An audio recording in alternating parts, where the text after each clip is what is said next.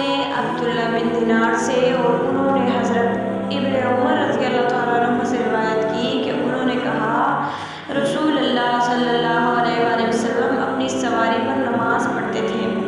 وہ آپ کو لیے ہوئے جدھر کبھی رک کر لیتی۔ عبداللہ بن دینار نے کہا حضرت ابن عمر رضی اللہ تعالیٰ عنہ بھی یہی کرتے تھے۔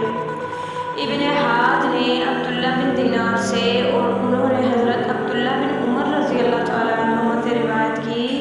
کہ انہوں نے کہا رسول اللہ اپنی سواری پر فطر ادا کرتے تھے۔ سالم بن عبداللہ نے اپنے والد عبداللہ بن عمر رضی اللہ تعالیٰ عنہ سے روایت کی، کہا رسول اللہ صلی اللہ علیہ وآلہ وسلم اپنی سواری پر نفل پڑھتے،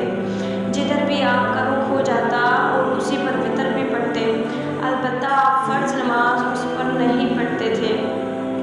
حضرت عبداللہ بن عامر بن ربیعہ رضی اللہ تعالیٰ عنہ نے خبر دی